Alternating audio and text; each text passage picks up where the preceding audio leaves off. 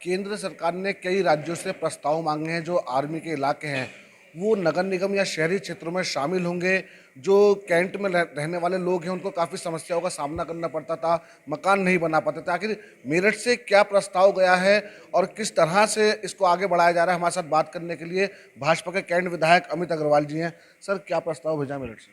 देखिए, जो छावनी बोर्ड ने प्रस्ताव भेजा था वो 434 एकड़ का भेजा था।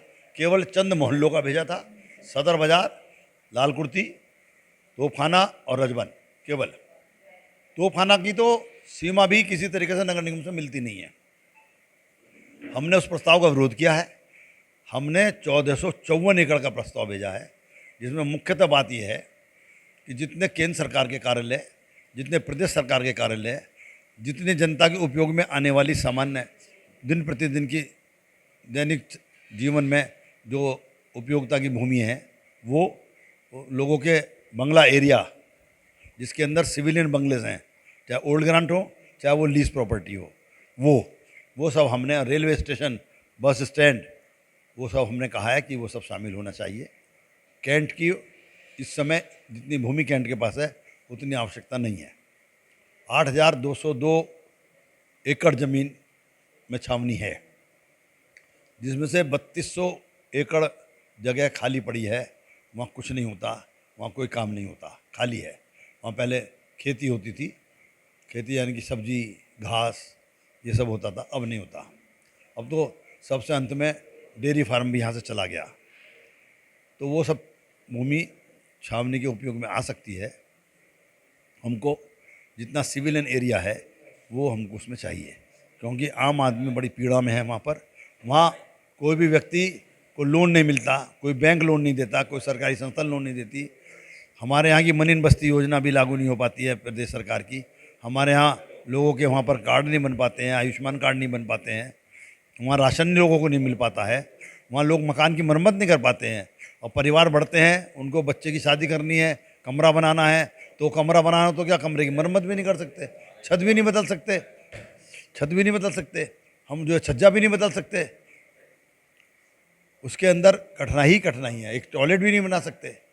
आजकल जीवन का तरीका बदल रहा, रहने का साधन बदल रहे हैं। वो पुराने ज़माने के टॉयलेट बने हैं, किसी को सीट लगानी है, फ्लश सिस्टम लगाना है, वो भी नहीं लगा सकते। विधायक जी, आपने पहले भी विधायक रहते तब भी इस मुहिम को चलाया था। आखिर लाभ कितना होगा इससे? इससे लाभ होगा कि जनता को जनता का अधिकार मिलेगा। अरे हम सरकार, केंद्र सरकार प्रधानमंत्री आवास योजना के अंदर मकान बना के दे रही है लोगों को, और कैंट के लोग महरूम हैं। कैंट के लोगों को मकान भी नहीं मिलते, वो उनके पास अपना कुछ है ही नहीं, और वो उनकी योजना लागू नहीं होती वहाँ पर। तो जब हम योजनाओं में मकान दे रहे हैं तो हमारे जो कैंट के लोग रहते हैं उनको भी मकान मिले, उनके भी परिवार बढ़ रहे हैं, एक के दो, दो के चार परिवार उनके हो रहे हैं, तो उनको एक समुचित स्थान रहने के लिए मिल जाए, वो नया नया बना सके, इसकी व्यवस्था उसके अंदर हो जाएगी।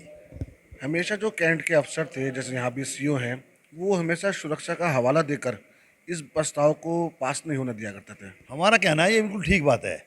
आर्मी के लिए सुरक्षा चाहिए, संवेदनशील बात है, लेकिन भाई इसमें सीमाएं अलग अलग कर लो ना।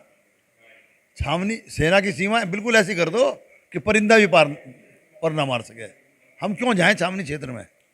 हमको सिविलियन क्षेत्र में रहने दो। भाई ये सीमा निर्धारण क्यों नहीं हो सकता?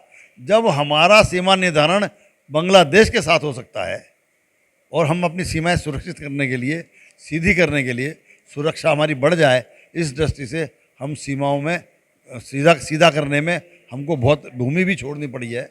लेकिन हमने एक नया निर्णय किया ना, तो जब बांग्लादेश के साथ हमारा सीमा समझौता हो सकता है, सीमांकन दोबारा हो सकता है, तो कैंट बोर्ड का सीमांकन दोबारा क्यों नहीं हो सकता? विधायक जी, सवाल सबसे बड़ा ये है, अगर नगर निगम, जो अगर एक छोटी सी बारिश भी हो जाए तो शहर भर में जल भराव होता है, जो शहरी इलाका है नगर निगम उसको ही नहीं संभाल पा रहा है, आखिर कैंट आ जाएगा, अफसर जो हैं वो काम नहीं करते, तो अब किस तरह से फिर काम कराया जाएगा? जो सरकारें अपना देश नहीं संभाल सकती, तो क्या उनका देश दूसरे देश को दे देना चाहिए? हमको सक्षम बनना पड़ेगा ना, सक्षम बनाना पड़ेगा। ये कहने से तो काम नहीं चलेगा कि हमसे नहीं संभल रहा है तो तुम ले जाओ। हम दूसरे को नहीं दे सकते वो। हमको अपनी कार्यप्रणाली ठीक करनी पड़ेगी। जो अधिकारी काम नहीं कर रहे हैं उन अधिकारियों से काम कराना पड़ेगा, नहीं तो हटाना पड़ेगा उनको, नए अधिकारी को लगाना पड़ेगा। काम तो यही होगा और ये ठीक होगा। कब तक माने? ये अभी चल रहा है, साल 6 महीना इसके अंदर लगेगा इस क्षेत्र को आने में। और ये क्षेत्र होगा हर बार। ये तो आप कह रहे हो छावनी की सीमा क्यों मिलाते हैं? ग्रामीण क्षेत्र मिलाया जाता है, सीमा विस्तार किया जाता है। नगर पालिका पहले छोटी सी हुआ करती थी, घंटाघर के बाहर तो जिला पंचायत होती थी, मुलाना गेट के बाहर तो जिला पंचायत होती थी। अब नगर निगम कहाँ तक पहुँच गया?